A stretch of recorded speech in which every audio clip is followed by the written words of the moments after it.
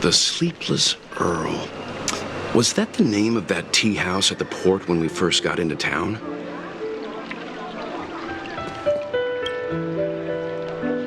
Welcome to the Sleepless Earl. I'm the owner here. The name's Ming Ming. How many of you are there? Which tea would you like today? Oh, this is the tea Miss Ting Yoon promised to get for me. She really went to another world for me. She's incredible. When I took over this tea house from my parents, I thought I'd shake things up by creating a new tea product. Famous brews like Whale Tide Spring or Vegetations in the Alchemy Cauldron have been around for millennia, and imported mixed teas have also found a niche. Introducing a new product into the industry is really hard. Miss Ting Yoon came to the tea house one day and heard about my troubles. She said she could find me a brand new strain during her travels, one that nobody on the Cianzhou had ever tasted. I just thought she was trying to cheer me up. I never thought she'd actually do it. Where is Miss Ting Yoon today? Yes. Now that the crisis has been averted and the ports are resuming operations, Miss Ting Yoon has been dispatched on business with the Skyfaring Commission out to other worlds. Oh, really? Well, that's a shame. Well, hold on a sec.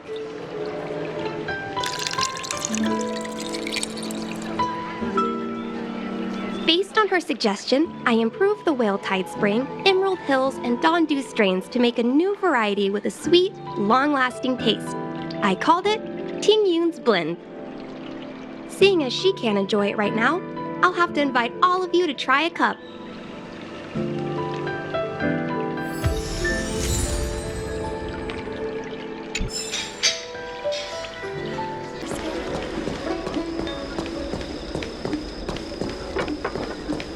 The Wafu is famous for its mung bean soda. You've got to give it a try. Oh, how's it going? Did you take some time off? See any more of the Cianzhou? Isn't that the place on Aurum Alley over in Exalting Sanctum? All the foodies go there. What about it? Planning on treating me to a feast?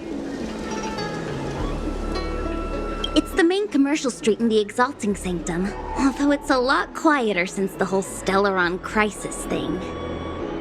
Tourists fresh off the Starskiff always head to Starwatcher Avenue in Starskiff Haven. It's one of those bustling tourist streets. But if you want the real deal on local snacks, you've gotta get to Aurum Alley. I've marked it out for you on your map. Whenever I'm tired of Celestial Jade or slacking off, I head over for a bowl of Granny Chen's tofu. Darn it, now that you've brought it up, I suddenly don't feel like clocking in for work anymore. Honored guests, welcome to our humble eatery. What can we get for you today? Something from Miss Ting Yoon for me? Oh, what a precious person she is. A sweet thing like her, gifting me a kitchen knife. When she first ate here, I told her my motto: you can't better your own food unless you taste it.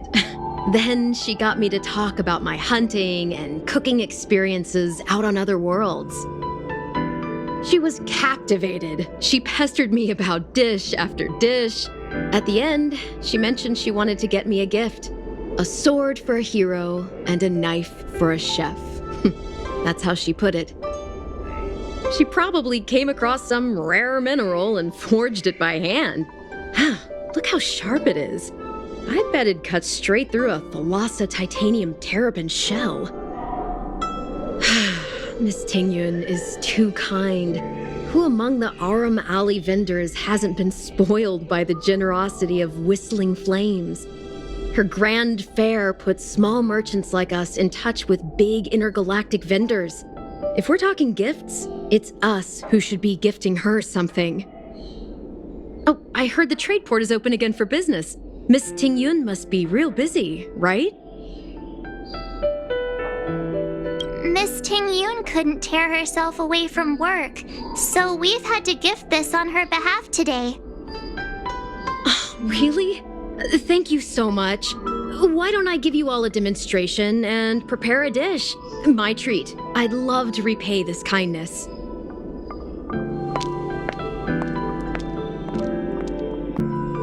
Oh, speaking of which, it was our chili beef offal stew that first attracted Miss Tingyun to our restaurant. It's spicy, sumptuous, and guaranteed to get the mouth watering. Not even a girl as refined as Tingyun could resist the temptation. About that bow, I think I know who Miss Tingyun intended to gift it to. Mr. Yan Ming said an ambassador will return with a gift for a trusted colleague. The person who Ting Yun trusts the most is Madame Yukong, right?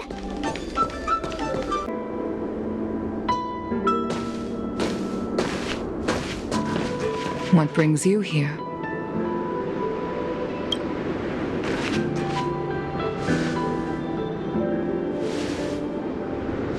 This bow. Did Ting Yun pick it out for me? She understood my pain. It's a shame I can no longer do anything for her. 30 years ago, I fought in a terrible war. My comrade and I set sail together, but only I returned. The scars of that war never truly healed. Still, the Law Fu traced out its arc of recovery and continued to trade. I felt tired of voyaging, like I'd lost the courage to pull on a bowstring ever again. I hid away in the Skyfaring Commission and buried myself in work, never wanting to see the sky again. Despite rising to Helm Master, my military career hadn't prepared me for the type of meticulous planning work now confronting me. Ting Yun, on the other hand, was a born merchant, always discussing business matters with me and offering up advice, even if she was my subordinate. She never fought alongside me on the battlefield, but in her own way, she became a comrade in arms. Without the help of Ting Yun and the Guild, the Law Fu would not have been able to recover in the space of just 30 short years. I used to think that the Xianzhou had changed with the times. Geniuses like Ting Yun were the future for the Skyfaring Commission's next generation. They would bring prosperity to the Law Fu. I was only ever suited to the flames of war.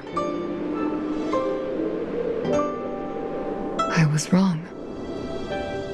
Only when the last minions of the Antimatter Legion are wiped out will I become useless to the Xianzhou. The Xianzhou needs people like me, those willing to cruise the sky and fight the flames. The star skiff is ready for the ceremony now. Everyone, please place your objects aboard the star skiff. Wait! Wait for me! Miss Ting Yun prepared a gift for me. As a fellow ambassador, I cannot fail to honor our custom.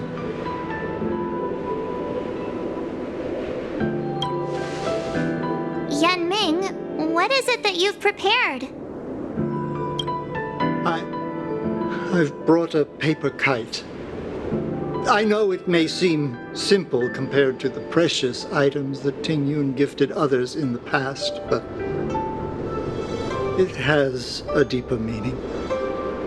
I heard that Foxians have a tradition where paper kites are used to comfort the souls of pilots who can no longer take to the skies. Ting Yun and I were never pilots in the strictest sense of the word, but we spent much of our lives out among the stars. For her to be able to take wing once again would make her very happy.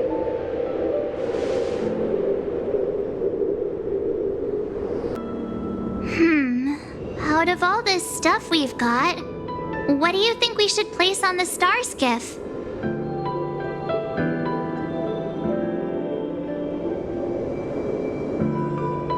This is a gift from Miss Yensui on behalf of all the restaurants on Arum Alley. You're going to love this. This is the tea that Meng Ming has made, especially named after you. This time, we needn't compete. Go. Fly on to other distant worlds. Thank you for everything you've done for the Skyfaring Commission and the Law Fu. This small seal is the foundation of the Xianzhou's prosperity. The Skyfaring Commission shall never forget you, Ting Yun. I will seek out the truth, and if it is discovered that you were taken from us, I swear to avenge your unjust end. It is time for the soul-soothing ceremony. Please make your way to Earthrise Agora in Starskiff Haven. I like.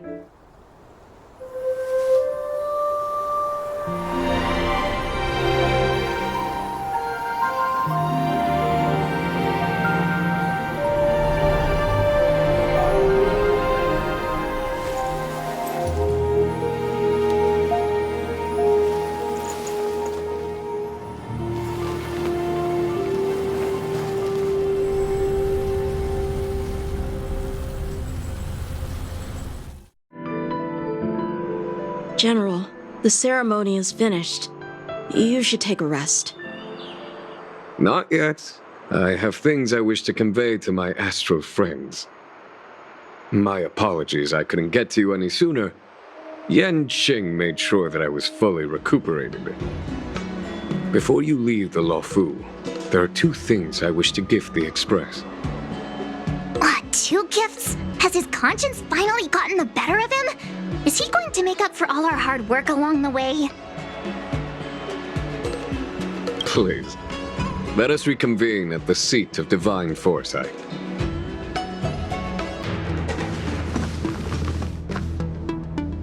Present company is gathered to reiterate the Xianzhou Law Fu's esteemed gratitude for the magnanimous actions of the Nameless. I am sure Lady Fu has given voice to this already, but the Law Fu is greatly indebted to you. Therefore, on behalf of the Law Fu Cloud Knights, I hereby present you with a jade abacus, a symbol of our allied friendship.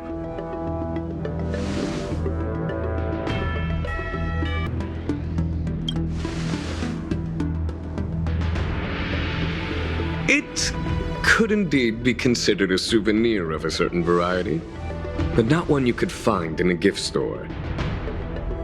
Back when the Alliance was first established, all those thousands of years ago, the Xianzhou ships swore an oath, etching the record into a jade abacus. The world may crumble, and the heavens may fall, but this oath shall never be broken. The same is true of this jade abacus. It is a record of the Law Fu Cloud Knight's promise to the crew of the Astral Express. It is also a beacon. Grip it tightly, and it will send a message to the jade abacus here in my hand. No matter how astronomically distant you are, the Law Fu Cloud Knights will always come to the aid of the crew, whatever your need may be. Wow, now that's what I call a payoff. Of course, I trust that such an important article will not be used for trivial or inappropriate circumstances. I hope you can understand. Yep, got it. Say no more. Sure thing. Thank you for your generosity, General. Don Hung. General. In accordance with the Edict of the 10 Lords Commission, I am hereby authorized to relieve your banishment decree. From this day henceforth, you may come and go freely on the Law Fu. Nice!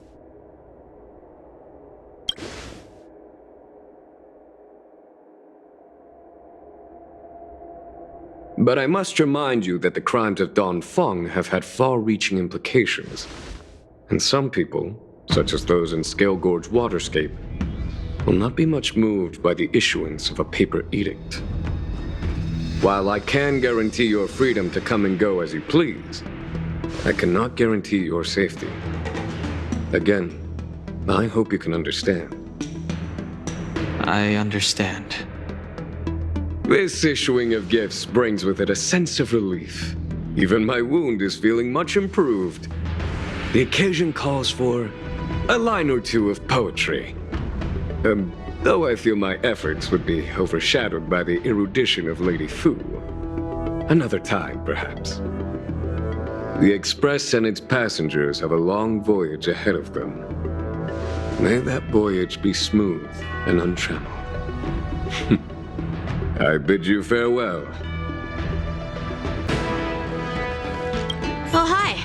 I know we haven't got the chance to get acquainted, but I've heard a lot of good things about the crew from the General. I have to say, I'm very impressed. So soon? I wanted to help the General, but things didn't turn out how I wanted them to be. I've learned my lesson. Also, I have a rather abrupt request. After fighting Dan Heng, I feel like my skills are lacking somewhere. If you have any time to coach me...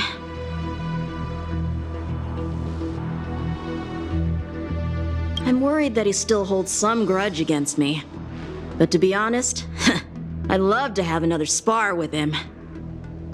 Safe travels.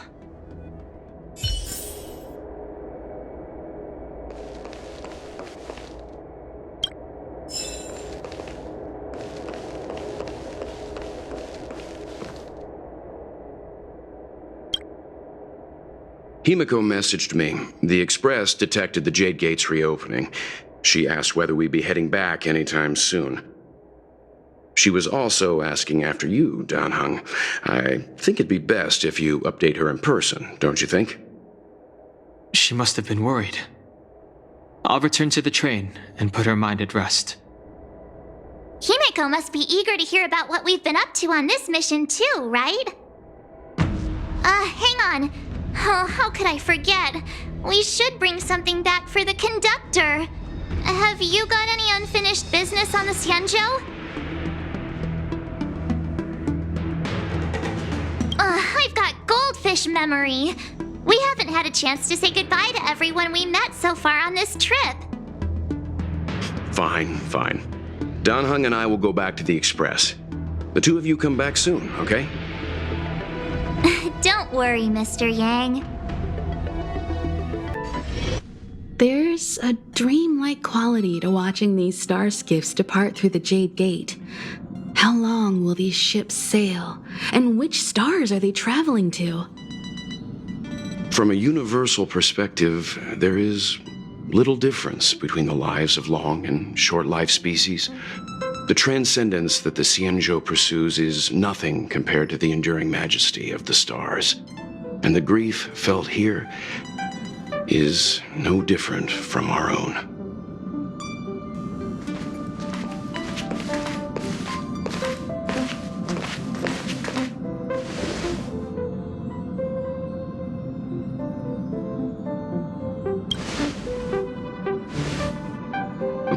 You're back. Himiko and I were just discussing our journey. This little excursion has reached its conclusion. All things must come to an end. Still, some endings spark a new beginning. Next time, I think I should be the one trailblazing with you guys. Welt can stay on the Express. Since when did the work roster just change like that?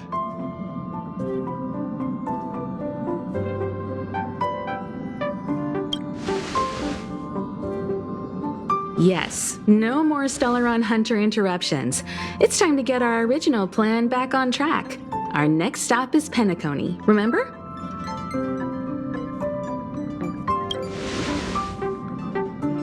The Express's records show that Penacony was a prison planet used by the IPC to exile criminals.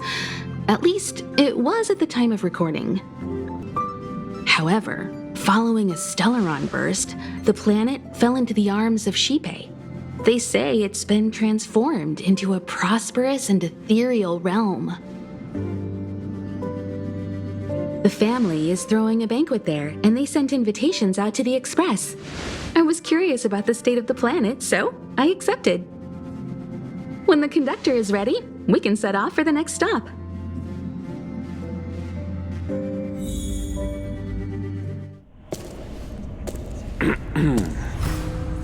All who enter here are either jailers or prisoners.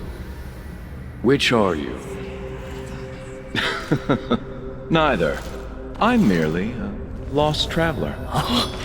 What a spectacle. The Stellaron, the Ambrosial Arbor, the disciples of Sanctus Medicus, the Lord Ravager. A series of threats that almost succeeded in diverting attention away from the crucial question. They who brought the Stellaron onto the Cienjo, what was their motive? Will you surrender, or do you require encouragement, abomination of Yaoshi? General, my power does indeed stem from the abundance. But I'm the same as you. We are both enemies of Yaoshi. That's right, Jingyuan. Stay out of our way. The revival of the Arbor is an omen. It's time for the Cienjo to choose its next path. The Rainbow Arbiter, the Plague's author, the Ruin author. This is a chess game between eons. If you don't stand with the winners, you stand to lose. And this time, we will put the abundance in their grave.